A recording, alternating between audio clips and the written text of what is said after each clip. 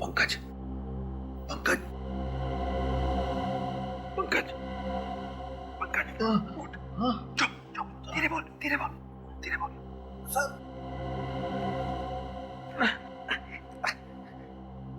Sir, मैंने आपसे कहा था ना, दया सर और अभिजीत सर को बुला लेते, लेकिन आप मेरी बात सुनते ही नहीं। चुप कर, हर वक्त रोता रहता है। अरे रोग आती तो क्या करूंगा सर? ये वही नरक है जहाँ पर इंसान की हड्डियों के साथ ये लोग सिरामिड की प्लेट्स और सूप बोल्स बनाते हैं सर। सर, मैं आपके हड्डियों के प्लेट और सूप बोल्स बनते हुए नहीं देख सकता हूँ सर। चुप। अरे कुछ नहीं होगा हमें। सर कैसे कुछ नहीं होगा? सीआईडी की टीम को पता भी नहीं कि हम लोग कहाँ पर हैं और हमारे पास बंदूकें भी नहीं है। तो क्या होगा? भूल गया सीआईडी की ट्रेनिंग? हम सीआईडी वालों को बंदूक नहीं, हाथों से लड़ना भी सिखाया जाता है। और आज हम सिर्फ सीआईडी की इज्जत के लिए नहीं, अपनी जान के लिए भी लड़ेंगे। अभी सुन, ये मेरी पतलून को थोड़ा सा ऊपर कर। हाँ? पतलून को ऊपर कर। अरे पकड़ना इधर। और ये मोजे में से ये स्ट्रैप, हाँ, ये स्ट्रैप को पकड़। हाँ मेरा सर। हाँ, चल ठीक है। हाथ में आ गया सर। अब देख क्या रहा है, काटना रस्सी। सर, आप कितने स्मार्ट है सर। पुराना डायलॉग।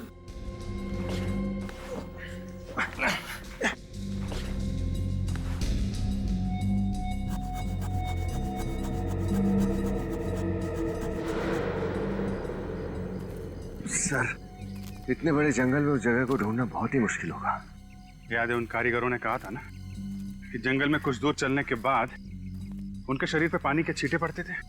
सर, यहाँ ना तो कोई नदी है, ना ही कोई झरना। कुछ ना कुछ तो होना चाहिए। सर, कहीं ऐसे तो नहीं कहीं कोई पानी का पाइप वाइप फट गया हो सकता है, ढूंढो।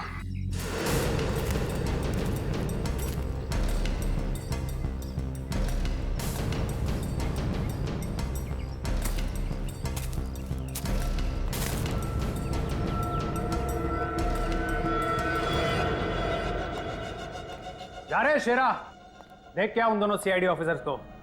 अब तक तो होश आ गया होगा, कब से तड़प रहा हूं उन दोनों से मिलने को। जा देख क्या जल्दी। Yes boss.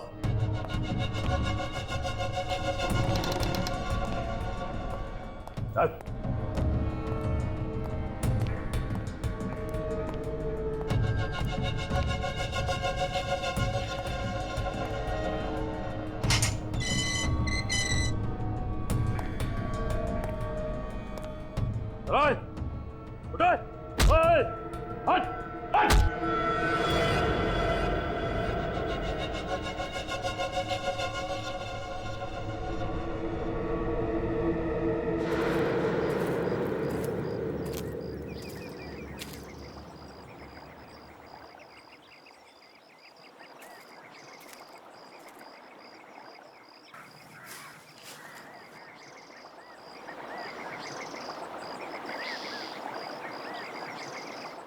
विनीत, पूर्वी,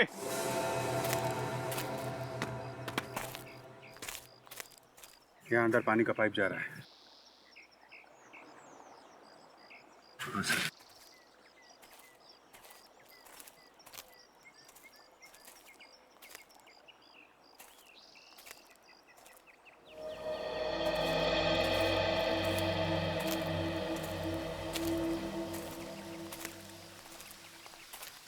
ओह,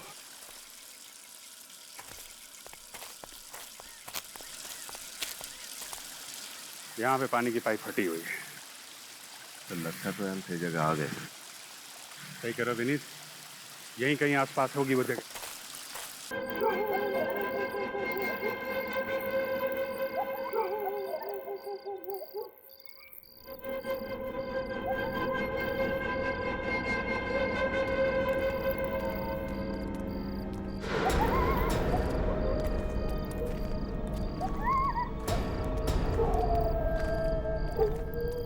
रुक जाओ, अपने अपने मुखौटे खोल दो।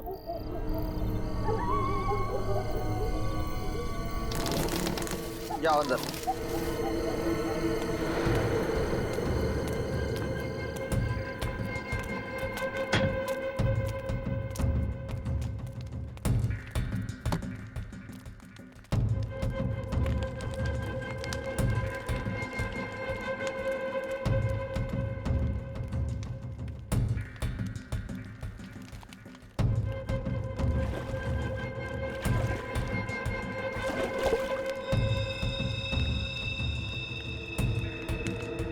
करना है कर लो, लेकिन तुम अब मुझसे अब ये काम नहीं करवा पाओगे। ये इंसानियत नहीं है, हैवानियत का काम है। तुम लोग मानव नहीं, दानव हो, दानव हो तुम।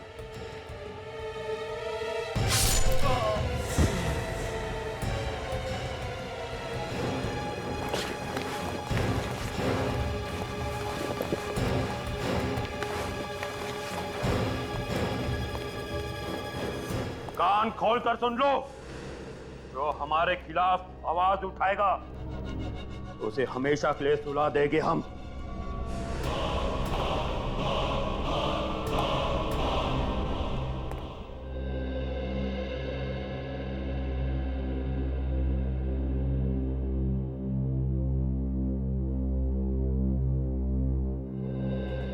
इतना क्या मेकअप करती हो रिया? कुछ देर और अगर मेकअप कर लेती ना तो आज रेस्टोरेंट बंद हो जाता। ओ कम ऑन जगत, लड़कियां बिना खाने के रह सकती हैं पर बिना मेकअप के नहीं। एनीवेज तुम नहीं समझोगी ये सब। अच्छा तुम मेनू देखो, मैं प्लेट लेता हूँ। ओके।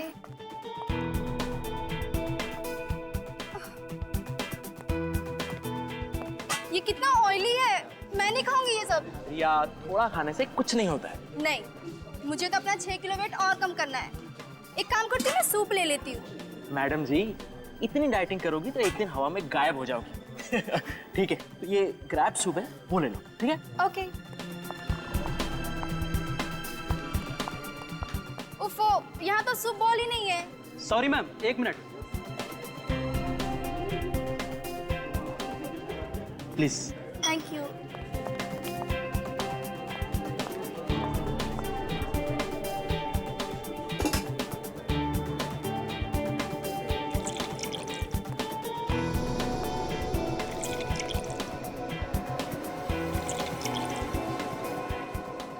हो गया रिया? हाँ। चलो, कह रही थी तुम्हारे दीदी का कॉल आया था। दीदी का नहीं, मामा का फोन आया था। अच्छा, मम्मा का कॉल था। हाँ तो रिया क्या कह रही थी तुम्हारी मम्मा? अरे यार मैं तो तुम्हें बताना ही भूल गई। हाँ वो कह रही थी ना कि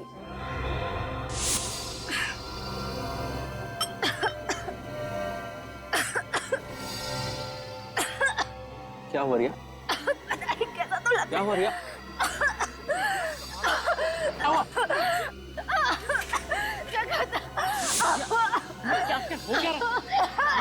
संभालो अपने आप को रिया।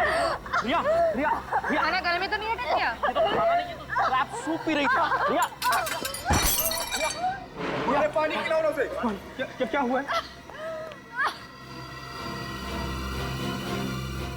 रिया ये लो पानी। रिया पानी। ये तो मर गई है।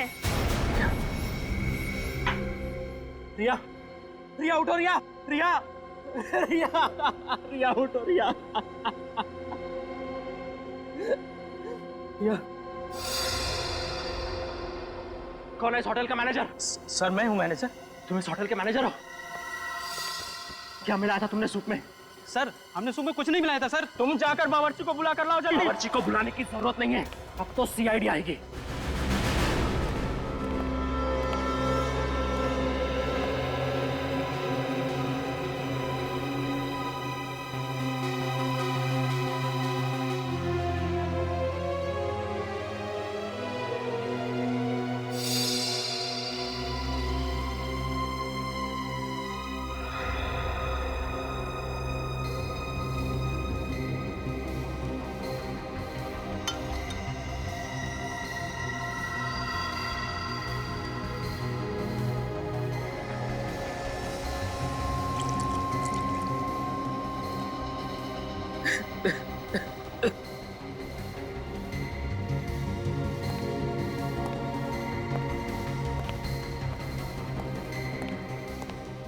कैसे हुआ ये सब?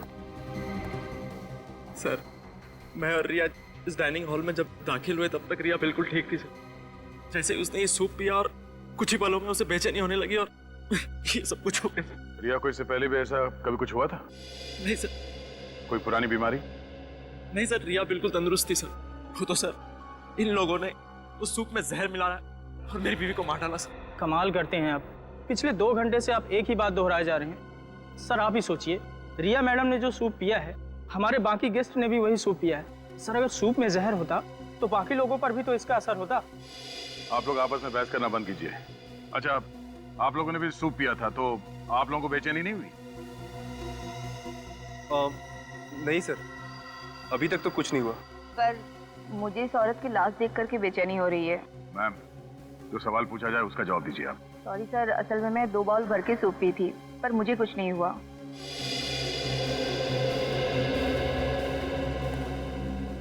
हाँ बुरी, कुछ पता चला? सर पूरी बॉडी अच्छी तरह से चेक कर ली, बॉडी में जहर का कोई सिम्टम नहीं है सर। कोई सिम्टम नहीं है? कुछ समझ में नहीं आ रहा। इन लोगों ने भी वही सूप पी, पर इन्हें कुछ नहीं हुआ, सब नॉर्मल है। तो आप क्या करें सर, डेड बॉडी को फोरेंसिक भेज दूं? तो जिसने ये सूप बनाया उससे मिलते हैं, इस होटल का रसोई घर चेक करते हैं। सर आप यकीन करिए, सूप में जहर बिल्कुल नहीं था। रिया मैडम की मौत एक हादसा है। सर अगर आप चाहें तो मैं और मेरा पूरा स्टाफ आपके सामने सूप पीकर दिखाते हैं।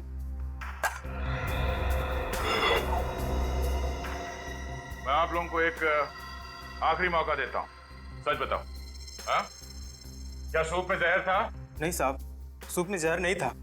सर, सूप मैंने ही बनाया था सर। जब से ये रिसोर्ट शुरू हुआ है तब से मैं यहाँ काम कर रहा हूँ सर। कभी भी किसी भी गेस्ट के साथ ऐसा हादसा नहीं हुआ सर।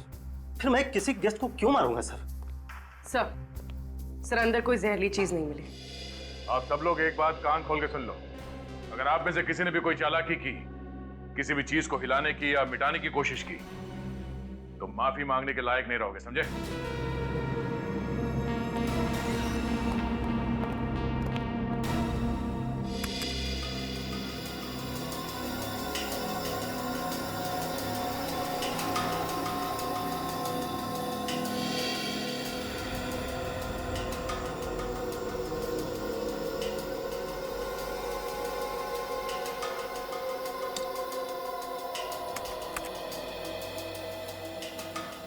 सर इस बात पर तो कोई भी विश्वास नहीं करेगा। जानता हूँ तारिका, और खास तौर पर वो प्रद्युमन तो बिल्कुल विश्वास नहीं करेगा। उसे समझाने के लिए तो ये सब कुछ दोबारा से करना पड़ेगा। क्या समझाना चाहता था तू साळुंकी?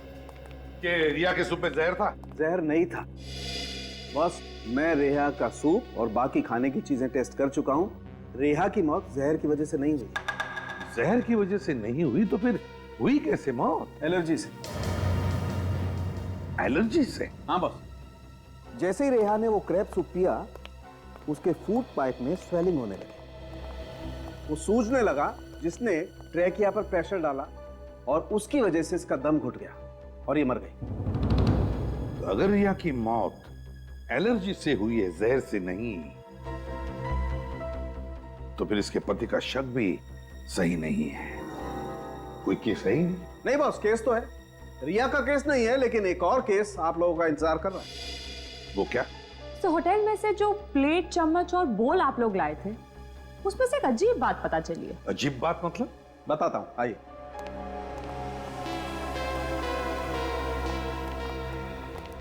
बॉस, ये चम्मच सेरेमिक का है और सेरेमिक 3000 डिग्री सेल्सियस पे पिघलने लगता है। अब मैं इसे हाई टेम्परेचर बीम पर तोड़ता हूं। लेकिन सर आप इसे तोड़ना क्यों चाहते हैं? क्योंकि ये ऊपर से सेरेमिक का है, इसके अंदर कुछ और है।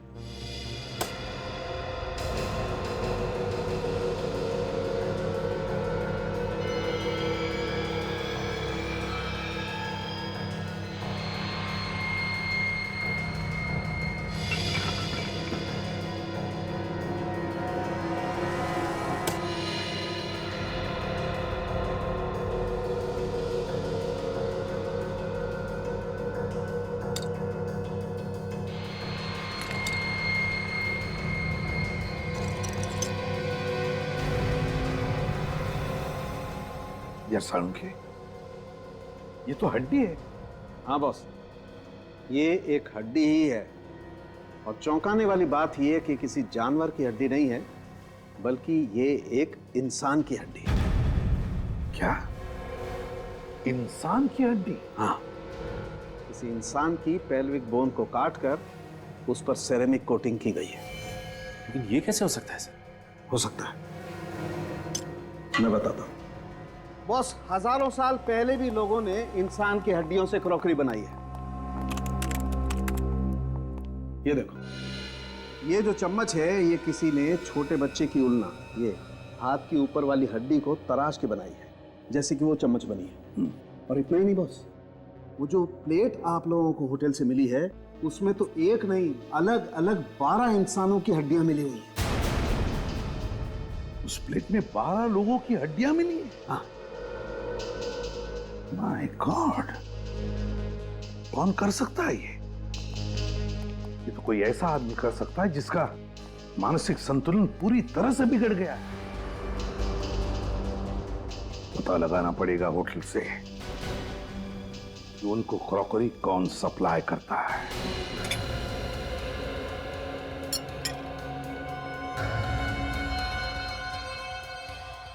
क्या सर, ये क्या बोल रहे हैं? इंसानों की हड्डियों से बने हुए बर्तन? हाँ, और ये सारे बर्तन हम ले जा रहे हैं ताकि चेक करके देख सके ये भी वैसे ही इंसानों की हड्डियों से बने हैं या नहीं। और अगर सब के सब जेल की हवा नहीं खाना चाहते हो तो जल्दी से बताओ, ये इंसानी हड्डियों से बनी क्रॉकरी इस रिसोर्ट में कहां से आई है? सर हम तो बावर्ची हैं, सामान खरीदने और पसंद करने की जिम्मेदारी तो मैनेजर साहब की है। नहीं सर, मैंने ये क्रॉकरी बिल्कुल पसंद नहीं की सर। सर आज एक सेल्समैन आया था सर, उसने ये सैंपल के तौर पर दिया। सर महंगाई कितनी बढ़ गई है, इतने बड़े रेस्टोरेंट में भी क्रॉकरी का बजट नहीं है, सैंपल से काम चला रहे हैं। ये सैंपल की क्या कहानी है? हाँ सर, आज सुबह एक सेल्समैन आया था, उसने ये सैंपल दिखाते हुए कहा कि अगर ये क्रॉकरी सबको पसंद आ जाए तो इसे होलसेल में ऑर्डर कर देना। कुछ बताया उसने? किस कंपनी से आया था वो? हाँ, मैंने उससे कंपनी का नाम पूछा था तो उसने बताया कि उसके बॉस की कोई बहुत बड़ी कंपनी नहीं है, वो लोग कुछ हस्तकला का उनका छोटा मोटा कारोबार है। अगर उसे होलसेल में ऑर्डर की उम्मीद थी तो उसने अपना नाम, पता या फोन नंबर तो दिया ही होगा ना? हाँ सर, उसने अपना नाम धवल बताया था सर, और नंबर भी दिया है। सेल्समैन धवल।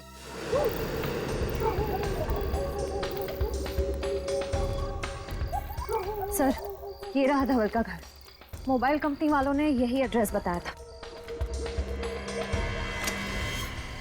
मेरा शक सही निकला, धवल है ही नहीं यहाँ पे। साहब आप लोग धवल से मिलने आए हैं क्या? धवल के रिश्तेदार हो क्या आप लोग? जी नहीं, हम लोग सीआईडी से। बाबा रे बाबा, सीआईडी से? देखा, मुझे मालूम था कि वो एक नंबर का लफड़ेबाज है। ऐसा क्यों? क्योंकि साहब वो सुमड़ी में रहता था, खाना भी बाहर से आता था और पानी भी। कब से रह रहा था वो यहाँ पे? 3 महीने हो गए मैडम, लेकिन 3 महीने में मुश्किल से 3 बार किसी से बात किया होगा। सर वैसे ये बताइए कि इस धवल के बारे में कोई ऐसी बात जो आप लोगों को अजीब सी लगी? 2 हफ्ते में एक बार एक वैन आता था, वो भी देर रात को। कैसी वैन? वो तो मालूम नहीं साहब, लेकिन वो वैन यहाँ घर के सामने आकर खड़ी रहती थी। यहाँ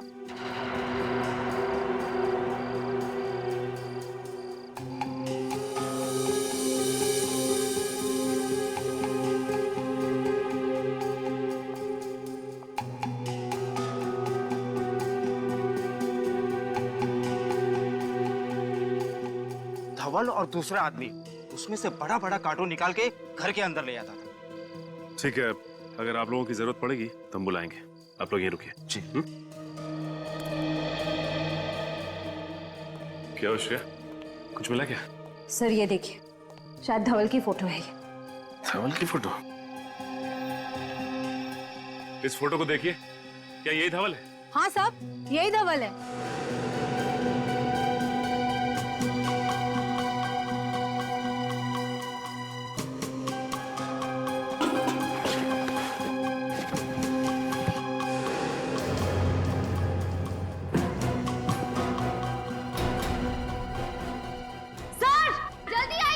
आसिया! सर! My God!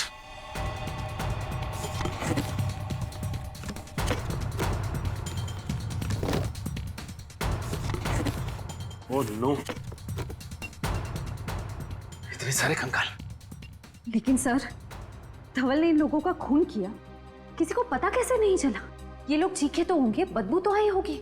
नहीं श्रेया, इन्हें यहां नहीं मारा गया है, बल्कि इन्हें बाहर मारा गया है और इनकी हड्डियों को लाया गया है कार्टन्स में।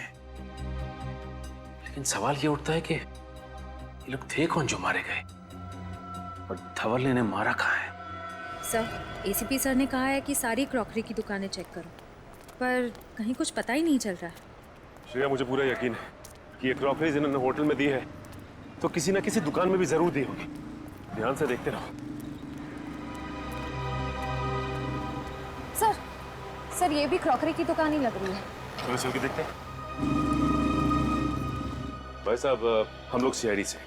सीआईडी? जी हाँ, सीआईडी। अच्छा ये बताइए कि इस तरह की क्रॉकरी कौन बनाता है और कहाँ बनाई जाती है? सर ये देखिए, इस प्लेट पर भी बिल्कुल वैसी ही डिजाइन बनी हुई है। इस दुकान का मालिक कौन है?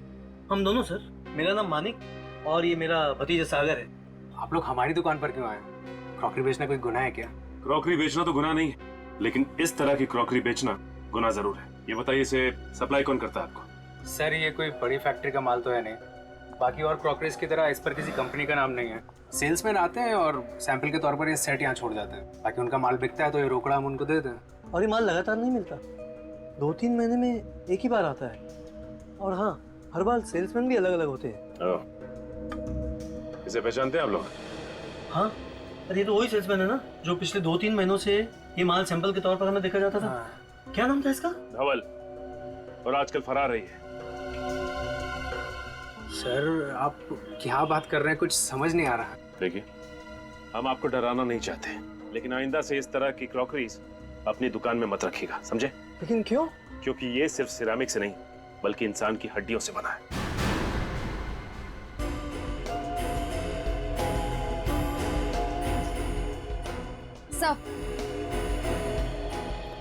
सर ये देखिए, वैसी ही प्लेट है और वैसा ही बोल है। रिपेयर और रीपेंट करने के लिए पीछे रखा हुआ था।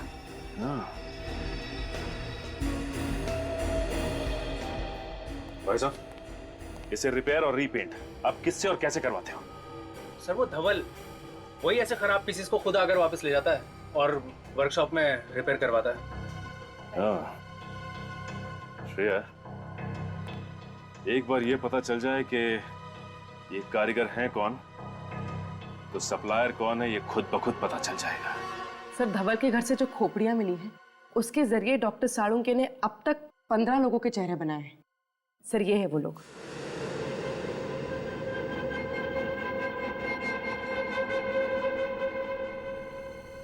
सर ये सारे लोग लावारिस हैं और इनका कोई भी रिकॉर्ड हमारे पास नहीं। धवल कहाँ रहता था? सर दहीसर के पास किसी रजाना गांव में। दहीसर के पास किसी रजाना गांव में? इस रजाना गांव के पास तो कोई मुर्दाघर है, और ये जो कोई भी ये सब कर रहा है तो जरूर कहीं ज्यादा दूर नहीं जाएगा लाशों के लिए। रजाना गांव के पास के मुर्दाघर से ही लाशें उठाई होंगी उसने। पता लगाओ इस मुर्दाघर से। उस समय से मुझे ऐसा लग रहा था कि मुर्दाघर से कुछ लाशें कम हुई है, लेकिन जब आपने कंकाल की मदद से बने हुए चेहरे दिखाए तब मुझे यकीन हुआ। आप यहाँ के एडमिनिस्ट्रेटर हैं, आपके नाक के नीचे लाशें गायब हो रही हैं, आपको पता नहीं चल रहा है? मुझे अपने स्टाफ पर जरूरत से ज्यादा विश्वास था, तो गलती मेरी है सर। ये मैं देख के भाग क्यों गया? पता नहीं। हमारे बारे में से कुछ बताया था क्या? सिर्फ इतना है कि सीआईडी गायब लाशों की इंक्वायरी कर रही है। दरवाजा खोलो। ठीक है, तुम बच के जा नहीं सकते, खोलो दरवाजा।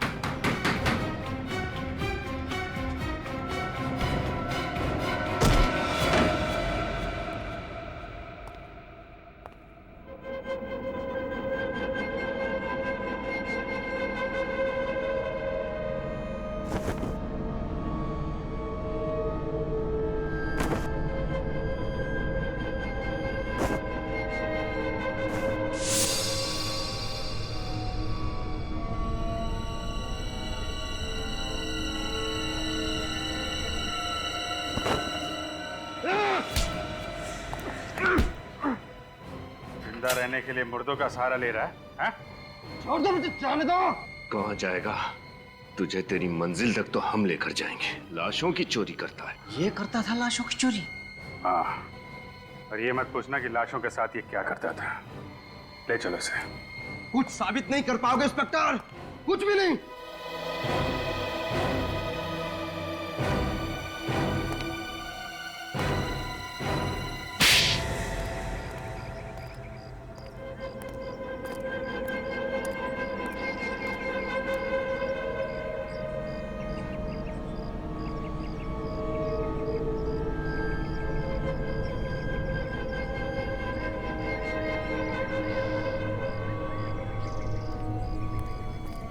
श्रेया, तुम्हें पूरा यकीन है कि यही वो जगह है? हाँ सर, हमारे खबरी ने इसी जगह के बारे में बताया था जहाँ पर क्रॉकरी पर हैंड पेंटिंग करने वाले कारीगर काम करते हैं। सर उसने तो ये भी बताया था कि इनमें से कुछ कारीगर रात में कभी कभी गायब हो जाते हैं।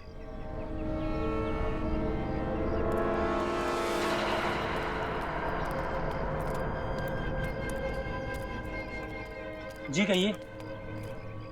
हमें क्रॉकरी पे। देखिए मैम, हम क्रॉकरी नहीं बेचते, आपको शायद कुछ गलतफहमी हुई मैम। हम लोग तो बस यहाँ के कारीगर हैं और इसमें पेंटिंग करते हैं। हमें भी ऐसे कारीगर की तलाश है जो इस तरह की पेंटिंग कर सके। ये देखिए,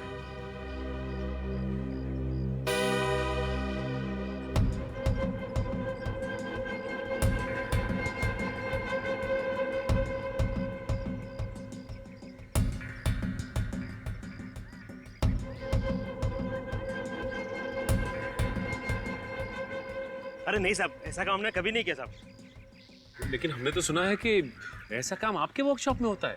इतना बारीक और सुंदर काम आप ही लोग करते हैं। देखिए, आप ये काम करेंगे तो हम आपको पैसे देंगे।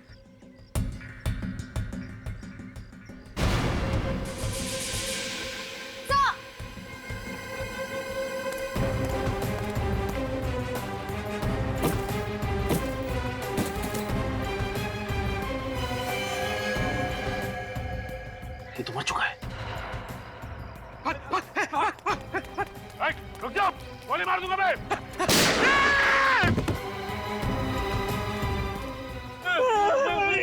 मुझे गोली लगी। कोई गोली वोली नहीं लगी तुझे, हवा में फायर किया मैंने। अच्छा, गोली नहीं लगी। बोल, धवल को क्यों मारा तूने? बोल। सर 5 घंटे से गाड़ी में बैठे हुए हैं sir. Ceramic crockery, ceramic flower vase, ceramic showpiece, ऐसी छोटी मोटी फैक्ट्रीज और वर्कशॉप में जा जाके हम लोग ने पूछताछ कर ली सर, कुछ नहीं मिला सर, और कुछ भी नहीं मिलेगा सर। तुम तो ऐसे बात कर रहे हो जैसे हम सीआईडी में सीआईडी वालों की मदद करने के लिए आए हैं। काम को लेकर इतना सीरियस होने की जरूरत नहीं। सर एसीपी सर को क्या जवाब देंगे? अरे भोले राजा, जवाब क्या देना है? कह देंगे सर मेहनत तो पूरी की थी लेकिन नतीजा टाइम पे। सर अगर ऐसी बात तो हम लोग गाड़ी में इतना लंबा क्यों आए सर? हम गए नहीं गए किसी को पता भी नहीं चलता था, क्योंकि ये फैक्ट्री और वर्कशॉप की लिस्ट सिर्फ हमारे पास है, ब्यूरो में किसी भी कॉप के पास नहीं है। थोड़ा नाटक, थोड़ी नौटंकी करनी पड़ती।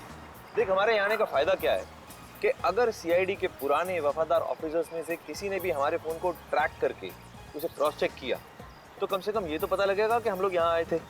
कितने स्मार्ट है सर आप। कोई नया डायलॉग बोल। अच्छा, एक फैक्ट्री है ये 1978 से बंद पड़ी हुई है, वहाँ मिट्टी के बर्तन बनते थे, चल के वो भी देख लेते हैं। सर वहाँ भी कुछ नहीं मिलने वाले, मुझे बहुत भूख लग रही है, सीधा लंच खाने चलते हैं। और तुम मुर्दाघर में लाशों की हिफाजत करने के बजाय उनका सौदा करते थे, हाँ या ना? हाँ सब किया था, लेकिन मैं तो सिर्फ लावारिस लाशों का ही सौदा किया करता था साहब, बस लावारिस लाशों का ही। धवल क्या करता था? क्या करता था वो लाशों की हड्डियों के साथ? सर उसने बताया मेरा एक बॉस है, वो इस हड्डियों से दुनिया की सबसे बेहतरीन क्रॉकरी बनाना चाहता है साहब, दुनिया की सबसे बड़ी बेहतरीन। कौन है धवल का बॉस? कौन है वो बॉस? बताओ। नहीं पता साहब, नहीं पता। मांगी साहब, मुझे कुछ नहीं पता साहब, मुझे कुछ नहीं पता साहब, मुझे छोड़ दो। ले जाओ इसे, ले जाओ इसे सचिन।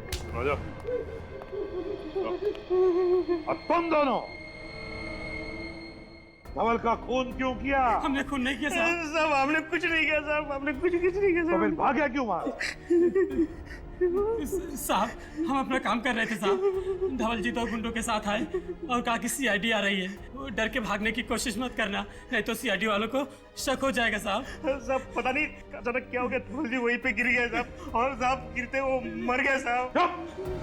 बताओ, तुम्हें मालूम था ना कि वो क्रॉकरी इंसानी हड्डियों से बनती थी? हाँ साहब, हम गरीब आदमी है साहब, हमें क्रॉकरी पेंट करने का 20,000 रुपया मिलता था साहब।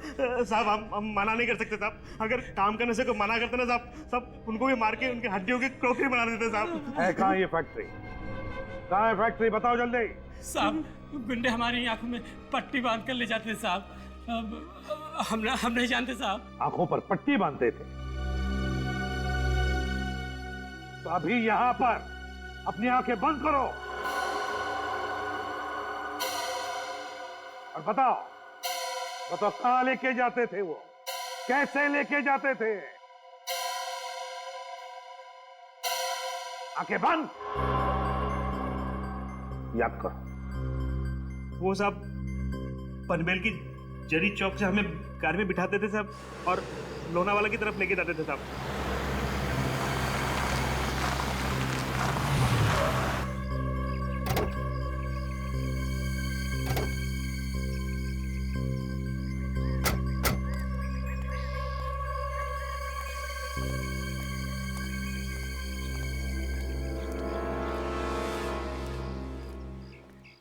सर, दिखने में तो कितनी बड़ी फैक्ट्री लग रही है ना।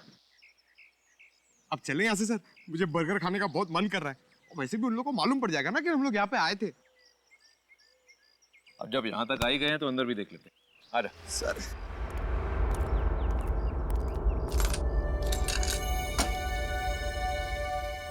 ये फैक्ट्री 1978 से बंद पड़ी है, फिर ये ताला नया कैसे? सर, अभी तो आपने कहा था कि हम लोग सीआईडी का काम करने नहीं आए, तो ये ताला नया हो कि पुराना, आपको क्या फर्क पड़ता है? अरे बुद्धू, यही तो मौका है। देख, अगर कोई काम की चीज हाथ नहीं लगी तो बोल देंगे सर हमें कुछ भी नहीं मिला। लेकिन अगर कोई सुराग या सबूत हमारे हाथ लग गया तो सोच, पूरे शहर में ढिंडोरा पिट जाएगा कि सूरज और पंकज ने इतना मुश्किल केस अकेले ही सॉल्व कर लिया, जिसे सीआईडी के बड़े बड़े दिग्गज भी सॉल्व नहीं कर पाए थे। हाँ सर। समझा? एक काम कर, आसपास जरा जाकर देख, कोई मिलता है क्या? मैं ये ताला तोड़ने की कोशिश करता हूँ। Okay sir.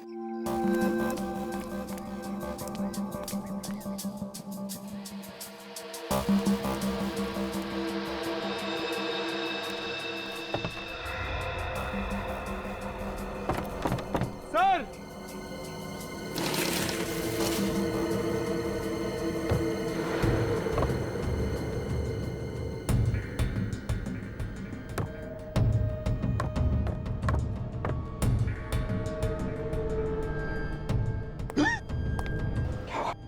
सर हड्डी। चुप। सर, मैं कह रहा हूं अभी भी वक्त है।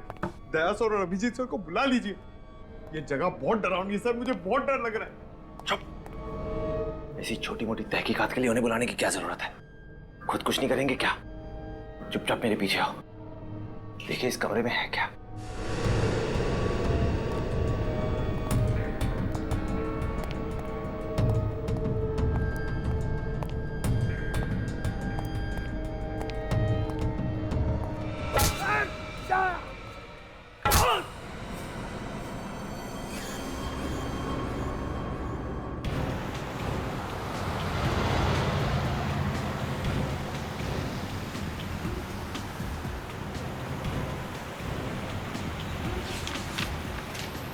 कारीगरों का कहना था कि पनवेल के जरी मार्केट से उनको उठाते थे, आंखों पे पट्टी बांधते थे और फिर लोनावाला की तरफ 20 से 25 मिनट तक लेके जाते थे गाड़ी में। सर, और करीबन 10 मिनट के बाद गाड़ी दाहिने मुड़ जाती थी।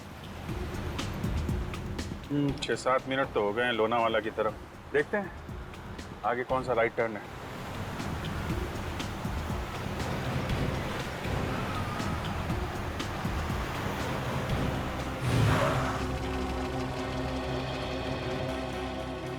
चिरंगी लेन, चिरंगी लेन, यही हो सकता है। इधर ले लो।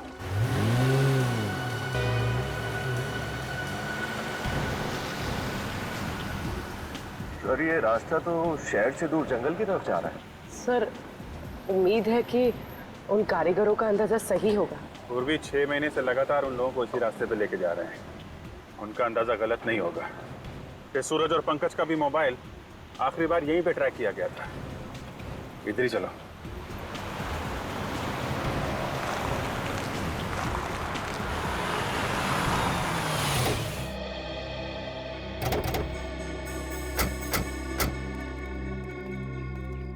सर, रास्ता बंद है यहाँ पर। करीब 25 मिनट हो भी गए, तो सर उन कारीगरों ने ये भी बताया था कि गाड़ी से उतरने के बाद करीब 5 मिनट तक उन्हें जंगल में पैदल ले जाया जाता। चलो फिर जंगल में चलते हैं। तो ये है वो जगह जहां पे सूरज और पंकज को कैद करके रखा है। चल चल फटाफट।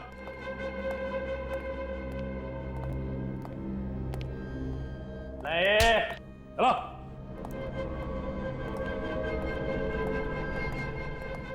चल चल अंदर चल।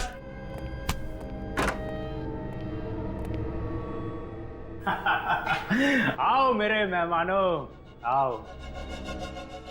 अब तक तो तुमने देख लिया होगा ये मेरा छोटा मोटा कारोबार। तुम? आप लोग हमारी दुकान पर क्यों आए? क्रॉकरी बेचना कोई गुनाह है क्या? सर ये वही सागर है जिसकी होलसेल मार्केट में सिरामिक्स की दुकान है। हाँ सागर, सागर।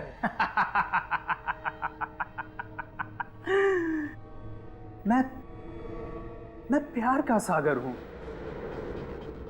दया और मानवता का सागर। दिल दरिया है मेरा। मैं तो सिर्फ एक समाज सेवक हूं। इंसानों का दिया इंसानों को ही लौटा देता हूं।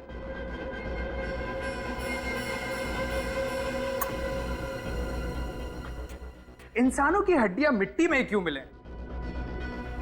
इन हड्डियों से बर्तन क्यों ना बनाए जाएं? हैं?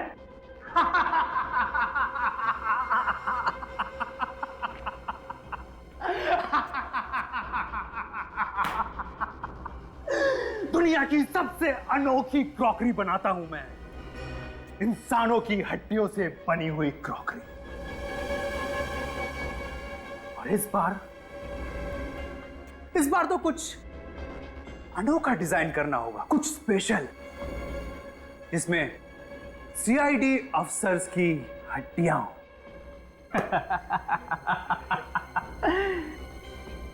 और उस रेंज का मैं अनोखा नाम रखूंगा। हाँ, सीआईडी स्पेशल रेंज। सब कुछ बिक जाएगा, सब कुछ बिक जाएगा। चुप! ये तू ठीक नहीं कर रहा है सागर। तुझे अंदाजा नहीं है कि हम सीआईडी वाले क्या कर सकते हैं। सीआईडी वाले नहीं, करूंगा अब मैं। शेरा, लेके जाए इन दोनों को और जिंदा तेजाब में डाल दे। कुछ ही देर में दोनों तड़प तड़प के मर जाएंगे। उसके बाद इन दोनों की हड्डियों से बनेगी सीआईडी स्पेशल क्रॉकरी। लेके जाओ।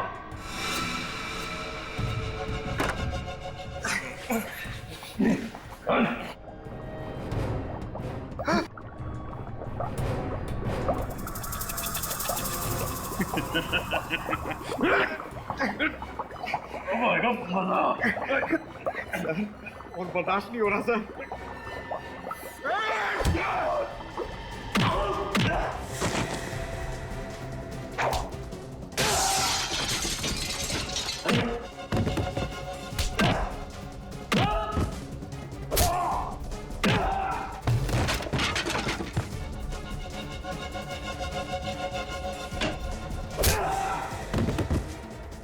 सीआईडी की हड्डियों से क्रॉकरी बनाएगा।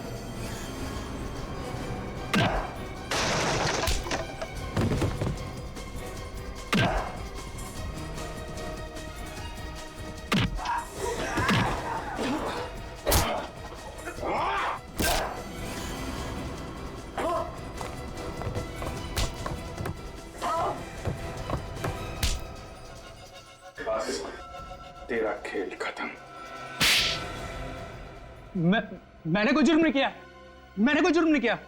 ये तो एक कला है, कला। इंसानी हड्डियों से बर्तन बनाना ये कला है। बर्तन बनाना कोई जुर्म थोड़ी है।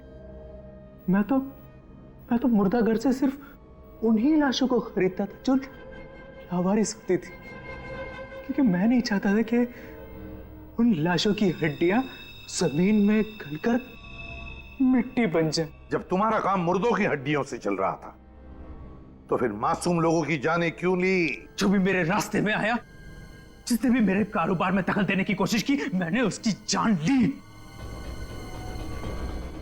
सबसे पहले तो मैं उन कारीगरों को मारता था जो मेरा काम करने से मना करते थे, और फिर उसके बाद में उनकी हड्डियों से बर्तन बनाता था। और धवल, धवल को क्यों मारा तुमने?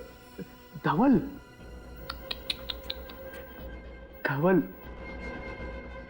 मेरा बहुत चहीता था, दाहिना हाथ था मेरा, लेकिन क्या करें, आप लोगों ने उसको पहचान लिया और धंधे की वजह से मुझे उसको मारना पड़ा। अब आज के बाद अपनी खुद की हड्डियों के अलावा और किसी की भी हड्डियों को महसूस नहीं कर पाओगे। मेरी हड्डियां मरने के बाद मैं अपनी हड्डियों से भी बर्तन बनाऊंगा। इस तपस्या को कोई भंग नहीं कर सकता। इसकी दिमागी हालत ठीक नहीं कोई है, भंग नहीं कर सकता। साइकेट्रिक ट्रीटमेंट की जरूरत है इसे। फिर अदालत ही तय करेगी इसे क्या सजा देनी है। ले जाओ इसे।